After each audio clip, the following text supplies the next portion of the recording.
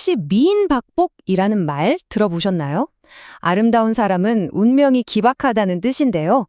오늘은 이 오래된 말에 대한 아주 독특하고 어떻게 보면 좀 철학적인 해석을 하나 소개해 드리려고 합니다. 하늘이 내린 선물이라는 이 미모가 왜 때로는 불행의 씨앗이 되는 건지 그 근본적인 원리를 한번 깊숙이 파고 들어가 보겠습니다. 여러분 생각은 어떠세요? 아름다움이란 거 과연 축복일까요? 아니면 저주일까요? 우리 모두 아름다움을 원하잖아요. 그런데 참 이상하게도 역사적으로 보면 정말 뛰어난 미모를 가진 사람들이 비극적인 삶을 사는 경우가 많았단 말이죠. 오늘 우리가 파헤쳐 볼 내용은 바로 이 역설 뒤에 숨어 있다는 어떤 법칙에 대한 이야기입니다. 네, 바로 미인박복. 이게 그냥 옛날 사람들이 만들어낸 뜬소문 같은 게 아니라 사실은 아주 오랜 시간 동안의 관찰에서 나온 결과라는 거예요. 그리고 오늘 우리가 분석해볼 이론은요, 이 현상을 아주 독특한 키워드, 바로 에너지와 역할이라는 관점으로 풀어냅니다. 자, 그래서 오늘 이야기는 이렇게 흘러갑니다.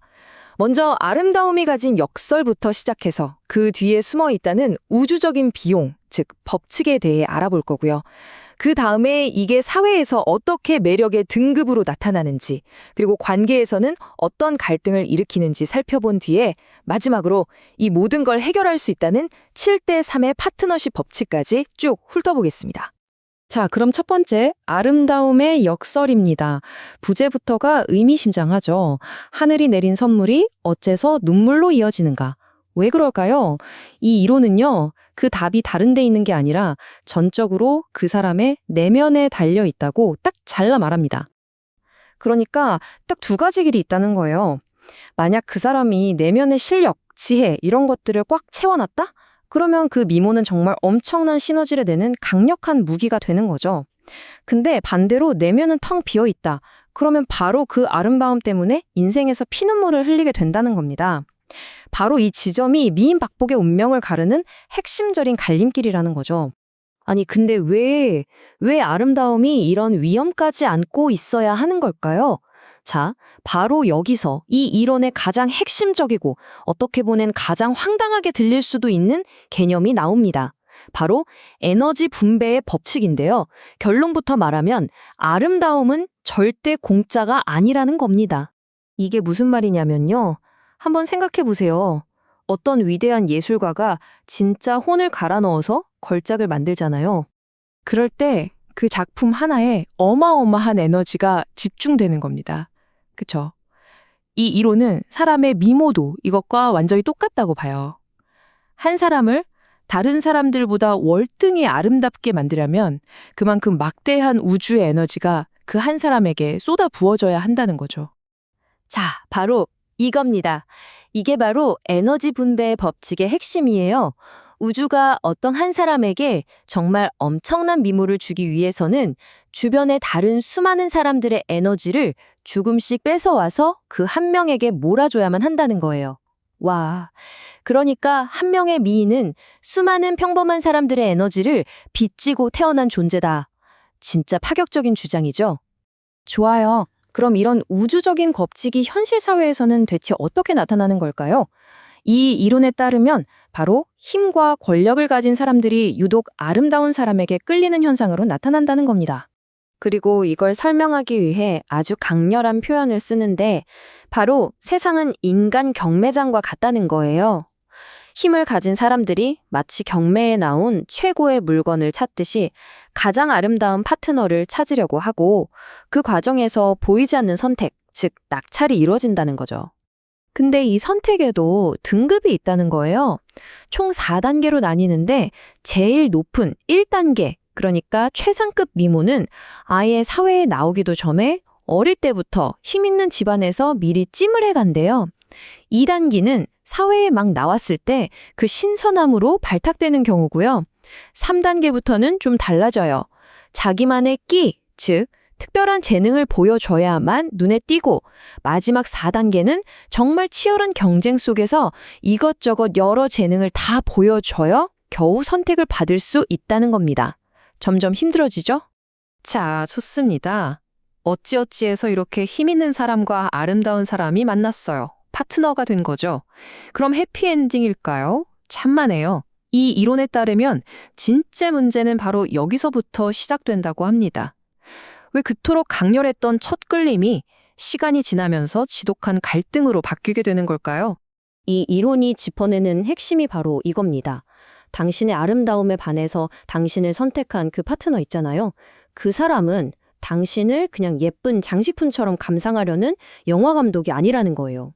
그는 자신의 그 거대한 힘과 사업을 함께 운영해 나갈 비즈니스 파트너를 찾고 있는 겁니다. 이게 핵심이에요. 관계를 한번 시간 순서대로 보죠. 처음 만났을 때는 겉모습만 봐도 좋고 그냥 가벼운 얘기만 해도 와, 우리 진짜 잘 맞는다 싶죠. 근데 시간이 한 1년쯤 지나면 슬슬 대화가 깊어지기 시작합니다. 그 사람의 내면을 들여다보게 되는 거죠. 그리고 10년이 지나면요? 그건 진짜 탐사 수준이 되는 거예요. 상대방의 내면 세계를 쏙쏙들이 파헤치게 되는 거죠.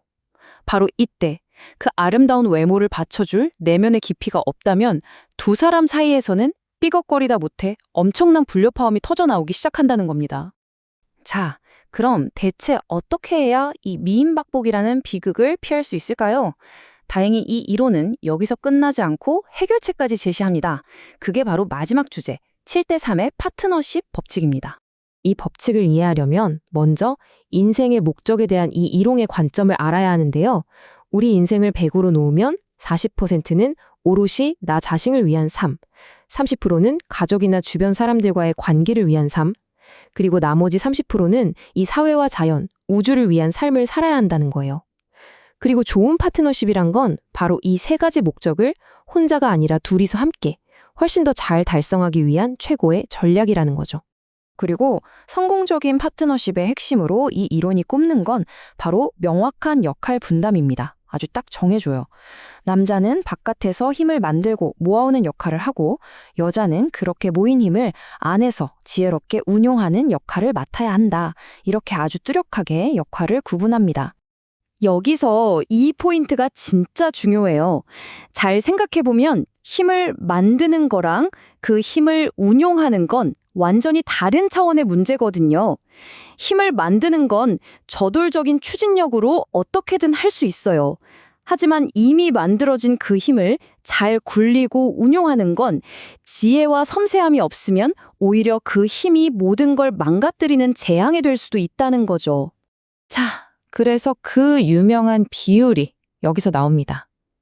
일단 힘이 다 만들어졌어요. 이제 그걸 운용해야 하는 단계가 왔을 때 그 힘을 만든 남자의 역할은 30%라는 겁니다. 그리고 나머지 70%, 훨씬 더 큰 이 70%의 몫은 바로 여성의 지혜와 통찰력으로 채워져야만 그 힘이 비로소 안정적으로 올바르게 굴러갈 수 있다는 거죠. 이게 바로 관계의 균형을 맞추는 핵심이고 3대 7의 법칙인 겁니다. 그러니까 이 이론의 결론은 이거예요. 미인박복의 진짜 원인이 뭐냐? 그저 아름답다는 이유만으로 힘 있는 파트너에게 선택은 됐지만 정작 이 막중한 70%의 역할, 즉 지혜롭게 그 힘을 운용할 내면의 실력을 갖추지 못했기 때문에 거기서 모든 비극이 시작된다는 겁니다. 결국 자신의 역할을 다 하지 못하는 것, 그게 바로 불행의 진짜 뿌리라는 거죠. 네, 오늘 우리는 미인박복이라는 현상에 대한 아주 독특한 해석을 하나 쭉 살펴봤습니다. 이 이론에 따르면 아름다움이란 건 결국 우주와 다른 사람들에게서 빌려온 에너지, 그러니까 일종의 빚이라는 거잖아요. 그럼 이런 질문을 던져볼 수 있겠네요. 이 거대한 빚을 가장 현명하게 갚는 방법은 과연 무엇일까요?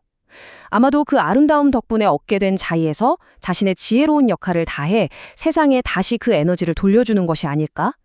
이런 깊은 생각할 거리를 남기면서 오늘 이야기를 마무리하겠습니다.